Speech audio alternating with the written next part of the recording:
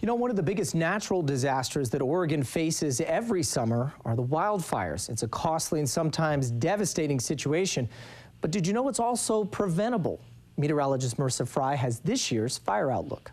The Oregon Department of Forestry battled 584 wildfires started by people in Oregon last year. That's 584 too many. Millions of dollars spent, lost structures, forests, and lives, all that could have been prevented. Matt Mackey is the wildland fire supervisor for ODF's Western Lane District. He's been fighting fires for 8 years, and although he loves it, he loves Oregon's beauty more. Well, I love Oregon. Oregon is beautiful and it's green. When these fires go, it turns everything black, it kills all the vegetation around it, and turns it really ugly. And if we can keep Oregon green, keep Oregon fires safe, it's going to maintain that way. Some wildfires are unavoidable. When lightning strikes, there's nothing to do but attack it. But out-of-control burn piles, campfires, cigarette butts, or even a spark from a lawnmower are always avoidable with just a little extra care.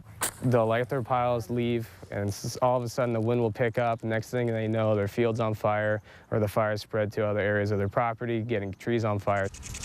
Oregon summers are hot, and this year we've already seen the temperatures rising and humidity dropping. Despite recent rainfall, forests and grasses are still extremely dry, and the National Interagency Fire Center is predicting a greater potential for large fires earlier in June right here in Oregon. That means extra precautions are needed. Take consideration the conditions and not the calendar date.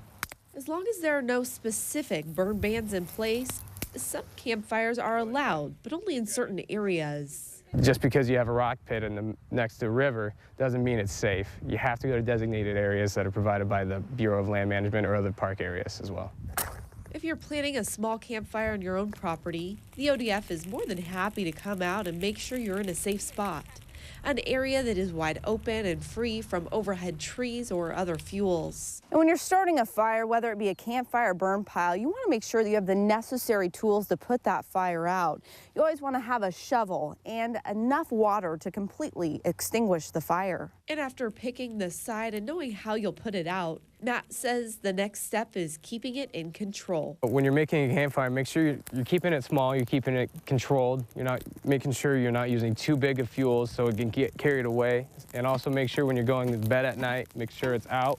You know, a lot of people want to keep a fire going throughout the night. Well, when you're sleeping, you have no control what that fire is doing.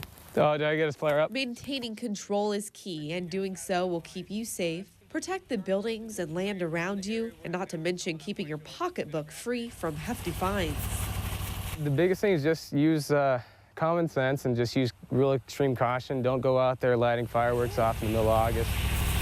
Having a campfire is a fun part of the summer season. You just want to make sure that you're taking the necessary precautions to keep everyone safe and, of course, to keep Oregon green. In Veneta, Melissa Fry, KEZI 9 News.